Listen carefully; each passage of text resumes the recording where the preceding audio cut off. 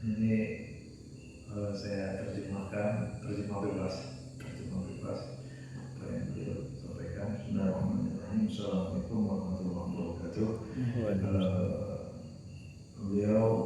Nama beliau ini saudara kita, Brother Muhammad Iqbal. Datang dari Pakistan dan meminta waktu sedikit, sekitar 10 sampai 20 menit. 10 minutes or 20? 15 minutes. 15? 15. 15. Okay. 15 menit bicara tentang agama. Beliau datang dari Pakistan, tepatnya di Punjab, Punjab, datang sini untuk melihat saudara-saudara Muslim yang ada di Indonesia. Yang menyatukan kita orang Islam adalah kalimat La ilaha illallah. Tadi La ilaha illallah. Dan kata ini, ucapan ini, kalimat ini maknanya amat sangat dalam. Dia bilang tadi sangat dalam. Karena itu kalimat inilah yang menyatukan kita semua di sini, menyatukan semua Muslim yang ada di dunia, yaitu karena kalimat La ilaha illallah Muhammadur Rasulullah.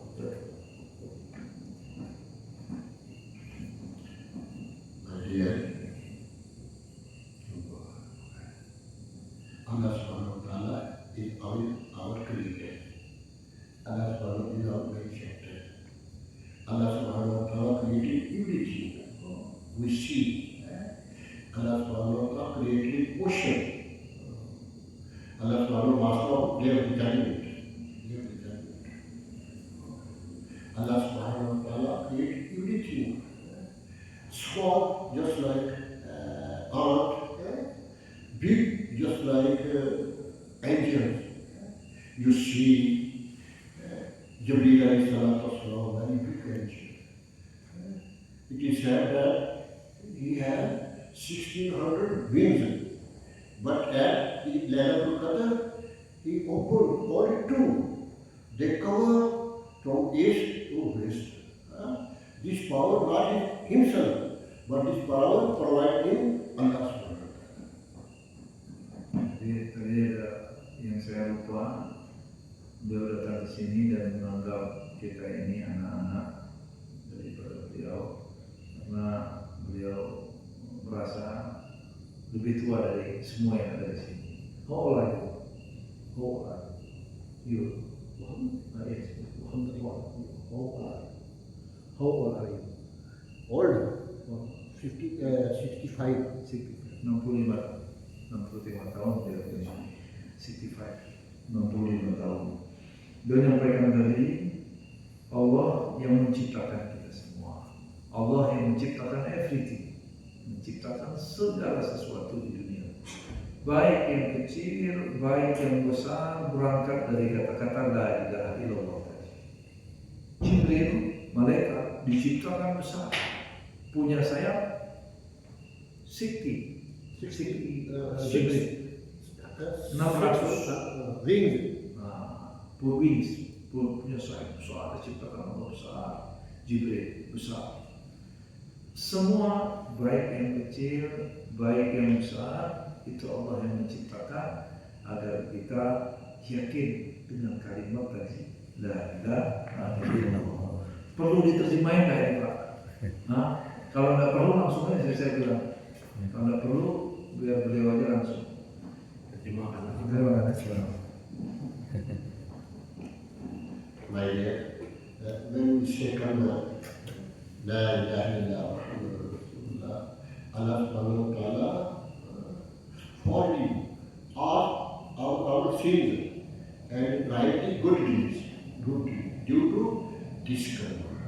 If we say this karma 100 times in a day, Allah Subhanahu wa Ta'ala, when we pray from the graveyard and give judgment, our face will be shining just like the 14 moon. So we should describe this karma again and again. But it is part of iman. When we say kalma, Allah Ta'ala increase our iman. Increase our iman. Jadi kalimat la ilaha illallah ini kalimat yang sangat penting dalam kehidupan kita. Kalimat ini hendaknya kita ucapkan di setiap hari kita. Bangun, la ilaha illallah. Di hari-hari kita, la ilaha illallah.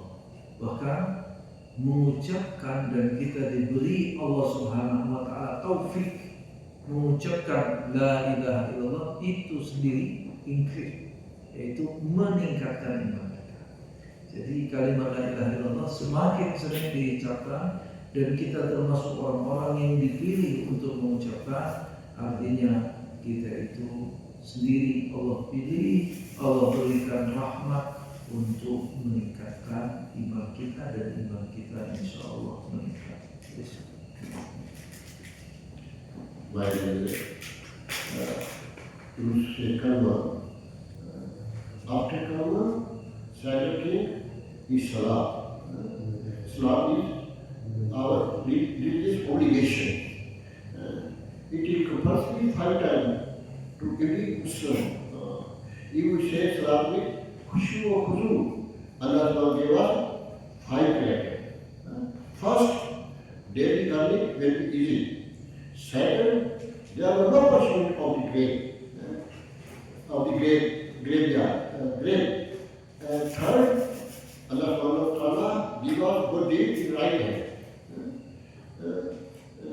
In Surah Al-Haqqa, Allah Ta'ala described those persons who give the good deed in right hand, they will show the people. Allah will give me the certificate of success. Fourth, he will be crossed the bridge very easily. And Allah Ta'ala entered in Jannah without his heart. These 5 characters, with those persons who say salah will khushu wa khushu. Yang pertama tadi itu kalimat la ilaha illallah. Secondly, yang kedua beliau mengatakan itu sholat. Jadi sholat ini our obligation, kewajiban kita yang harus kita tunaikan di setiap hari 5 waktu. Dalam hadis, orang yang sholat di setiap hari di 5 waktu bagi orang yang mandi di sungai itu 5 kali sehari. Artinya pembersihan dengan sholat itu. Kemudian sholat yang diinginkan adalah sholat yang khusyuk wa khudu. Khusyuk khudu, 2. Apa beda khusyuk khudu? Tidak disampaikan sama beliau tadi, tapi saya sampaikan. Apa beda khusyuk dan khudu? Kalau khusyuk itu yang tunduk kalbu batin. Kalau khudu itu yang tampak untuk tunduk jasad.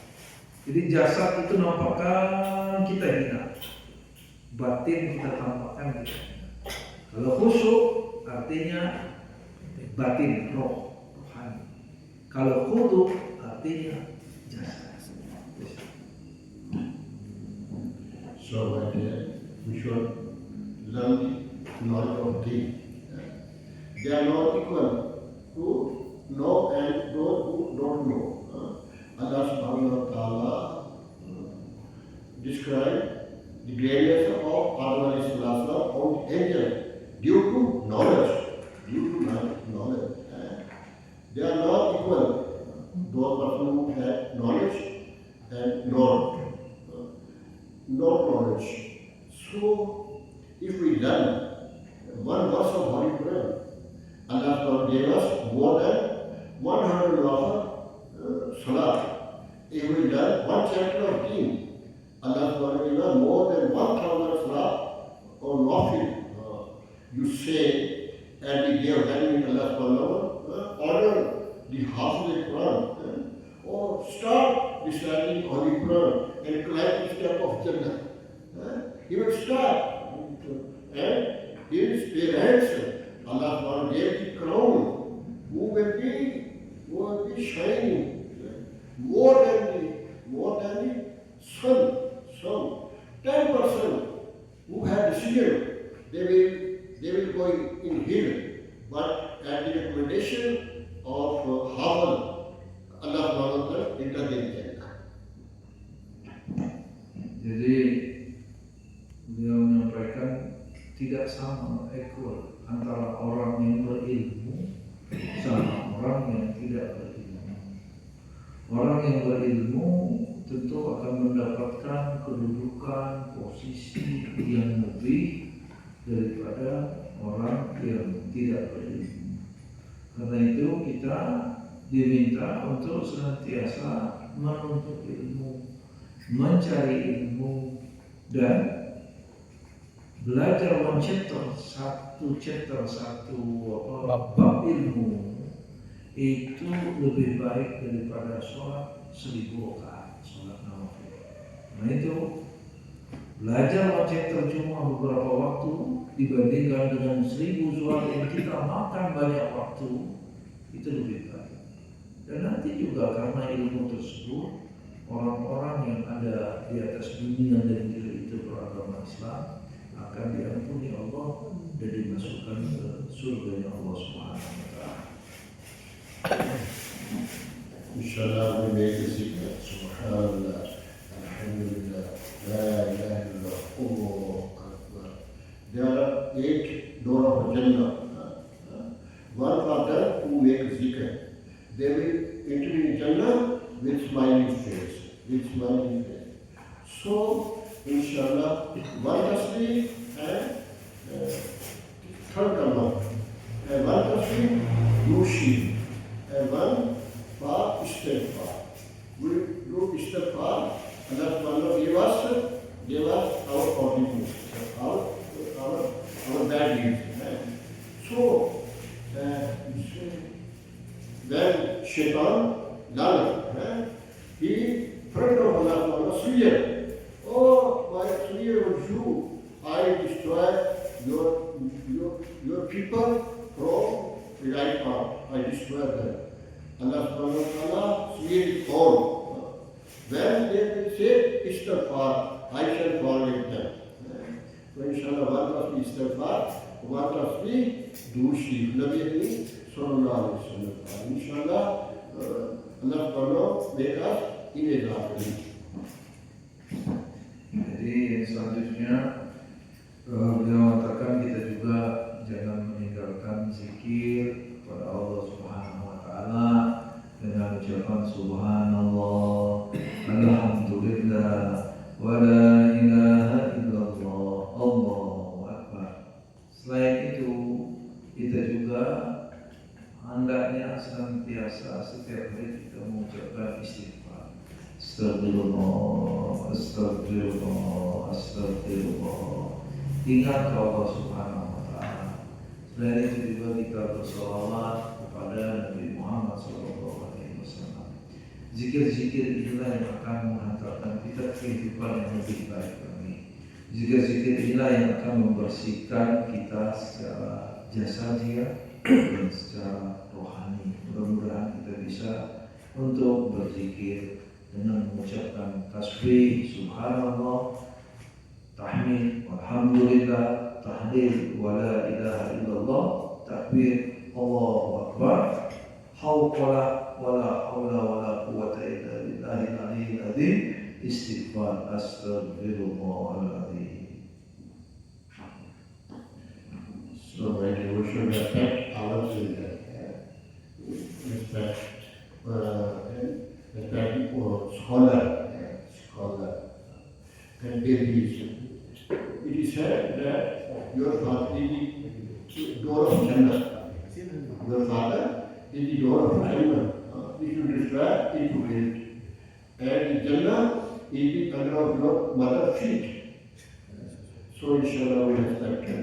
In the time of Sahaba, they were dying themselves thirsty, but were drinking water to other. One guest, his baby, himself sleeping, hungry, but the food providing the guest. Allah Subhanahu wa Ta'ala described their story in Quran. So So inshallah we respect all Muslims. They are very dear to Allah subhanahu wa ta'ala. If we respect them, Allah subhanahu wa ta'ala respected us.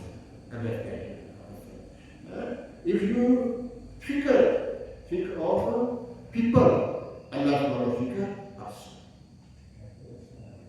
Jadi yang selanjutnya kita juga hendaknya itu saling menghormati secara sama orang Islam, menghargai, kemudian ikramul muslimin, yaitu kita berkhidmat dengan orang-orang yang beragama Islam. Walaupun orang itu kecil, walaupun dia itu masih anak-anak, karena hal-hal yang seperti ini kita berkhidmat dengan orang-orang muslim.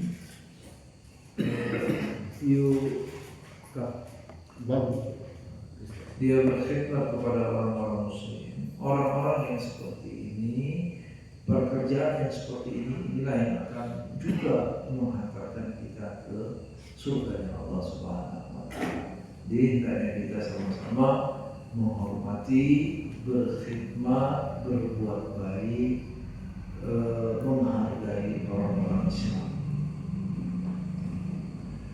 Finally, maybe you ask me, why we come to Indonesia and other, why? What is our purpose coming to Indonesia and other? We came here with a fikr. What fikr? Fikr of Rasulullah. What fikr of Rasulullah?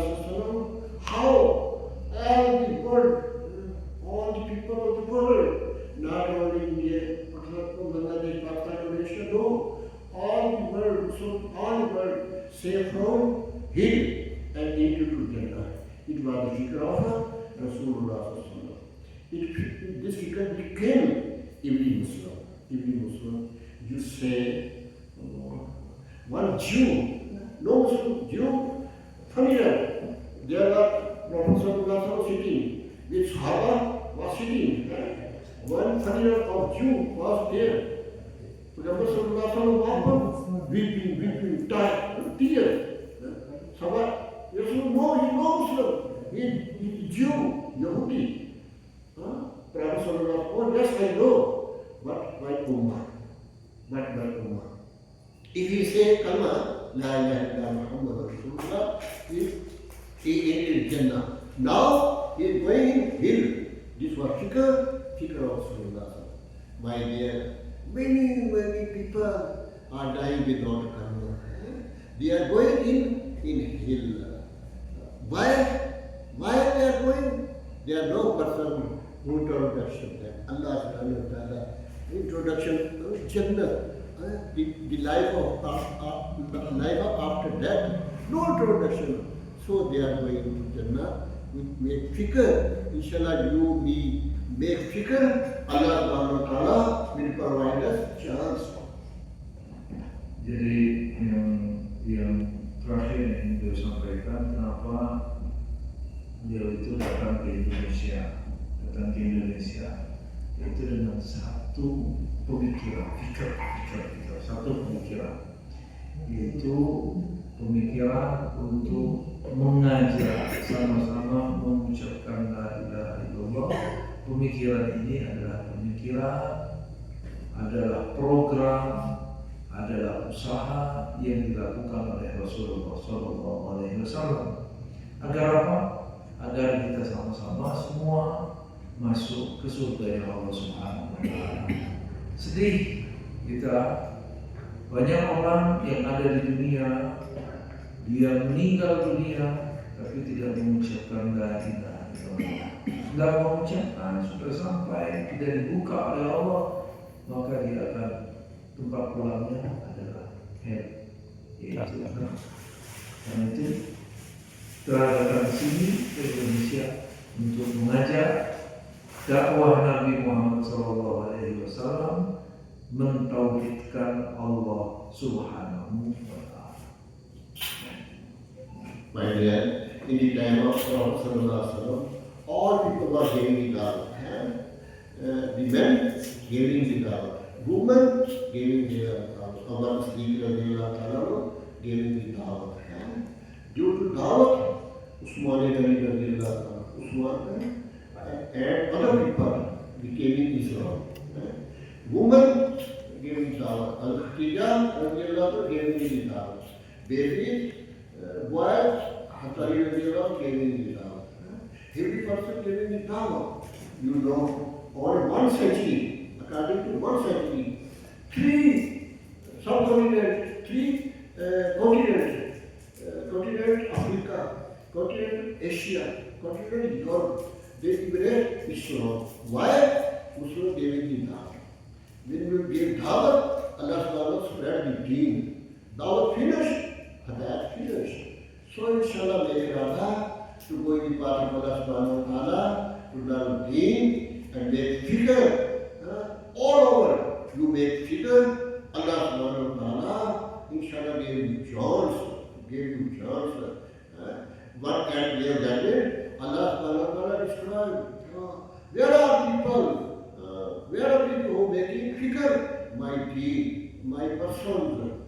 When Prophet Sallallahu stood up, Sahaba stood up, you, me, 1 chilla, 2 chilla, Siroga, 3 days, 3 hari, which are Roda. Oh Allah, we also try for thee. Jadi dari zaman Nabi itu semua dengan dakwah. Karena dakwah itu masuk ke Islam. Dari yang dewasa Abu Bakar Siddiq, anak-anak Ali bin Abi Thalib, kemudian Utsman bin Affan, itu karena dakwah. Karena dakwah ini juga diharapkan Asia, Afrika, Eropa semua beragama Islam. Kalau tidak ada dakwah, maka agama tidak akan sampai. Karena itu kita dimintanya untuk berdakwah, untuk belajar, untuk berdakwah, untuk terakhir tadi ngajak kita bisa jadi keluar full seperti beliau 1 tahun atau 40 hari atau 3 days, 3 hari. Beliau insya Allah lusa mau pulang ke Jakarta, terus langsung berangkat ke Pakistan, Malaysia, Kuala Lumpur, itu Kuala Lumpur, langsung ke Pakistan. Inshallah, make rata inshallah, sir. Inshallah, in life we spend 4 months to make rata see Pakistan, learning the deen for 4 months, inshallah. Okay? Assalamualaikum warahmatullahi wabarakatuh. Thank you very much, Mr. Muhammad Iqbal. Jadi minta insya Allah kalau ada waktu, ada kesempatan bisa keluar untuk berdakwah 4 bulan atau 3 hari. Ya, itu mudah-mudahan insya Allah. Thank you very much, brother. Thank you. And